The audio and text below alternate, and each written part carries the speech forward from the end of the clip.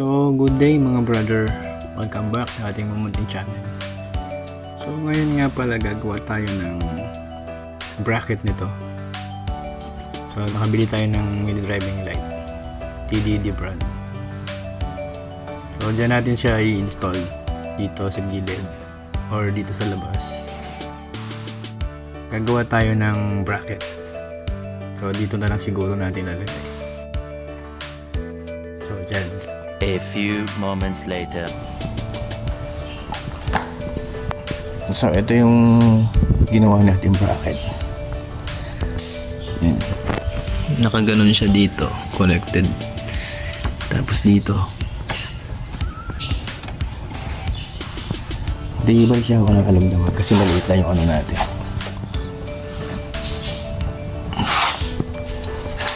Tingnan nyo nga kung okay lang.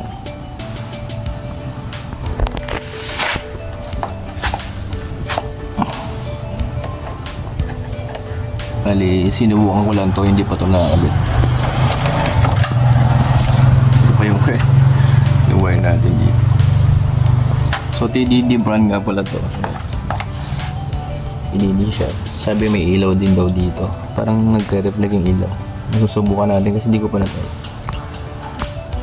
Yan. Babaklasin na natin yung kaa. So, pinas forward ko na nga pala mga brother. So, ang hirap baklasin ng kaha ni PCX. So, medyo natagalan ako dyan. Actually, first time ko magkalas ng PCX Honda. So, yun, kaya medyo nangamote tayo. Ayun. So, pagbabaklas mga brother, ingat tayo sa paghatap. Medyo malutong kasi yung kaha ni PCX.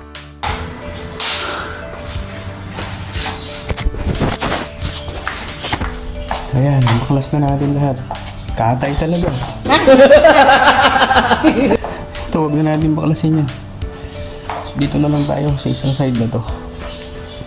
So, yan. Sabagay, malaking tulong din. Malilinis nyo na yung ano. Bago nyo ibalik, linisan nyo na muna. Diba? So, eto lang yung ano dito. Talagang malaking trabaho. Ito yung tangke niya. Okay, mache-check nyo na rin kung kinakalawang mo na ba o ano. A few inches later. Nahirapan ako maghanap ng pwesto natin. So, dito ko yung nilagay yung stock. Then dito yung dalawa. So, ito pinagdikit ko siya. Medyo may vibrate siya. Pero ang gagawin natin dyan, lalagyan natin dito ng cable tie. Kikable tie natin yung ano para hindi siya magpe-play. Pero wala naman siyang sabit dito. Todo nahirapan ako, binaklas ko na rin yung kabila. Kung makikita nyo, binaklas ko.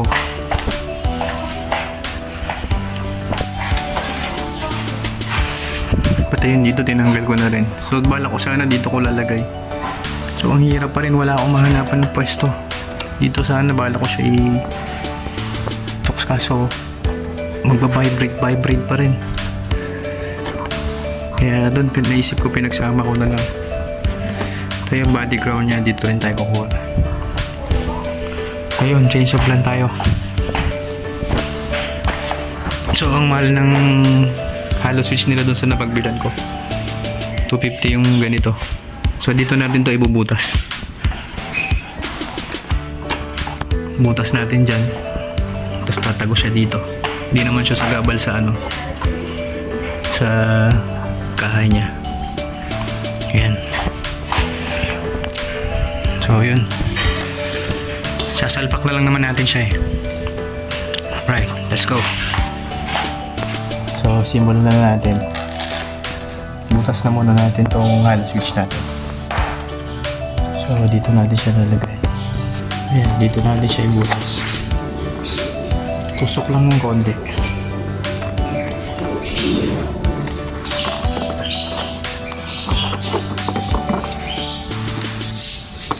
Ayan na. Tatansyahin nyo rin yung pagbutas nyo. Baka lumuwag naman siya. Okay. Swak na yan mga brother.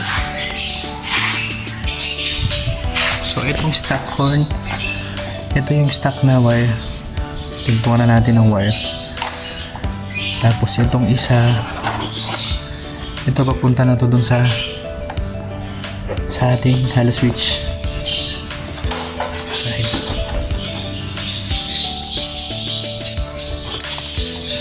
Ayan, i-fix muna natin to.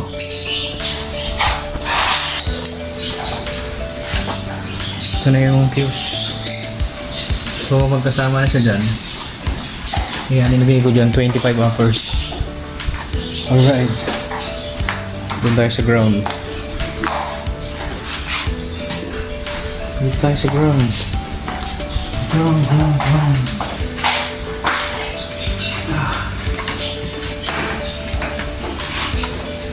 Okay, sa ground.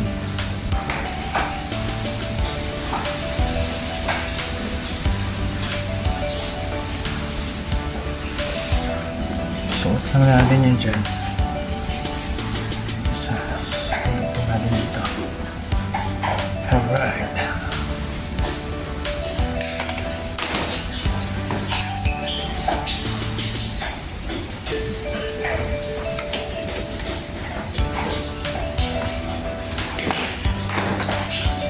So yun mga bro, meron na tayong taga-video.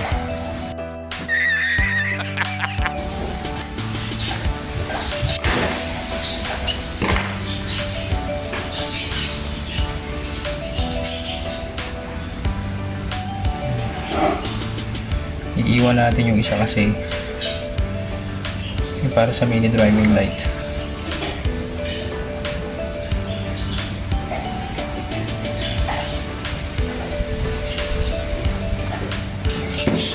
Goodness. Diyan natin lalagay yan. Then yung isang mini driving light dito rin natin lalagay. Okay lang yan, ganyan. Right. Subukan muna natin. Okay na.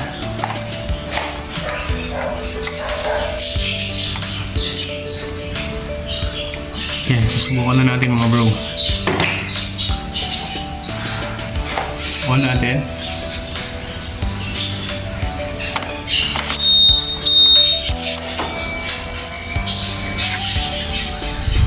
So, dito yung halo switch. Nakikita nyo sa loob. Yan. So, hindi nakalubog, hindi naka-date, naka-on. Stuck yan. So, i-on natin ha.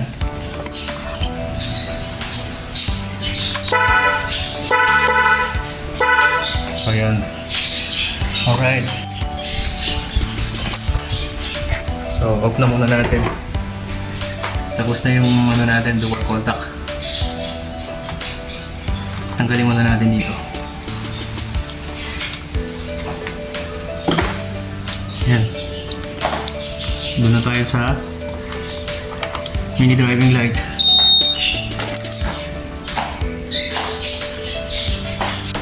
So yun mga bro, inaabot tayo ng gabi. Umalis kasi ako kanina mga brother. So ayan na, dito tayo gumawa nung yan, kung nakikita nyo, ito yung accessory wires natin. Yan ako kumuha sa block. So yan siya. Kasi yan yung busina natin, install na natin. Alright. So dito na tayo ngayon. Ito binaklas ko ulit kanina. Nag-loss yung connection niya dito sa 30. So yun, sasalpa ko na to lahat. So ito na yung dulo ng accessory wires natin. Ito na yung galing dun sa switch natin. Ito. Yung domino switch natin. So ito yung trigger niya. Kulay blue. So ito 86. 86. Kabilaan sila. So i-tap na lang natin to dito sa accessory wire niya. Pinalabas ko na. So yun, gawin natin.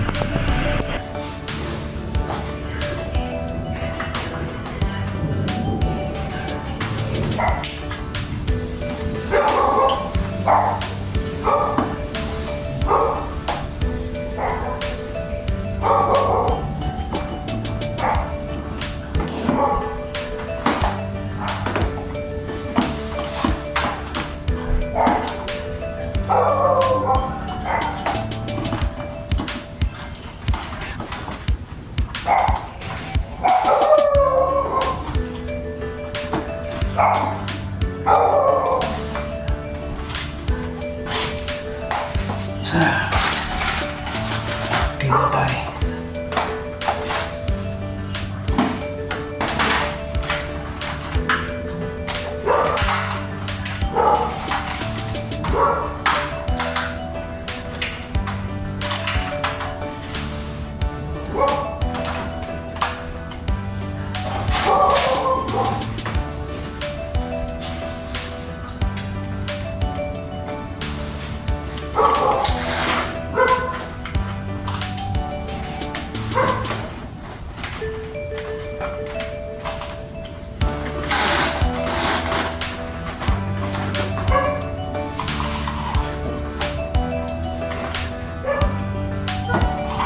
So ito na mga bro.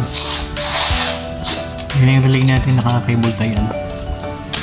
So ito na, lumabas na dito yung tatlong wire natin. Ito yung ground, ito yung 86 na isa, ito yung 87, itong isa 87. So ayos na. Ay, hinabot tayo ng dilim. Yan yung ground natin. Yung positive natin. Yan yung fuse. So pwesto natin dito yung fuse. Ayan. So babalik na natin yung mga kaha. So yan, balik ko muna yung kaha mga bro. Balikan ko kayo. So update nga pala mga bro. So yan na yung ano natin. Inabot tayo ng kagabi. So hindi natin natapos agad. So on natin para matesting natin.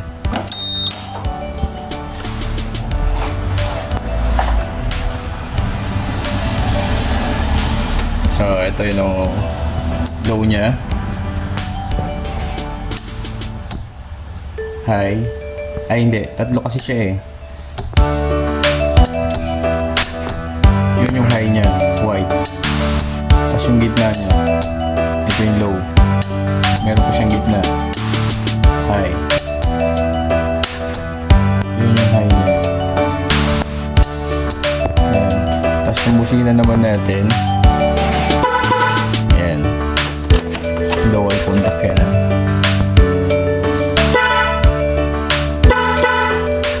Off natin. Stuck lang.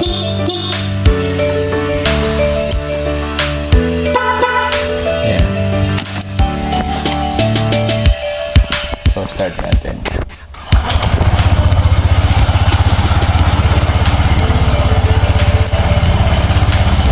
Tapos meron pa pula-pula to Itong TDD na ganito. Ayan, may pula siya.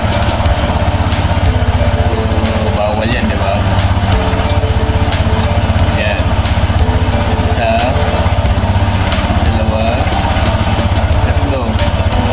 So, diba kung makikita nyo, tatlo siya. Ito, halo yung yellow at saka white magkasama. Yan, yellow na. Ito, white lang talaga siya. Yan yung high niya. Sobrang lakas yung mga. So, maliit lang pero solid.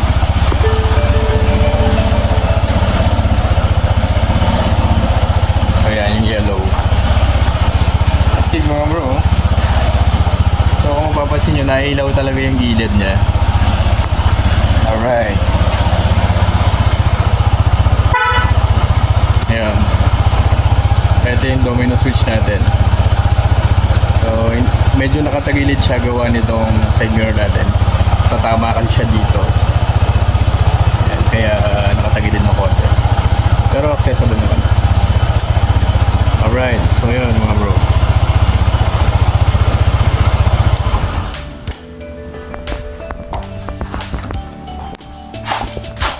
So hanggang dito na lang yung video natin. So thank you for watching mga bro. Ride safe and God bless.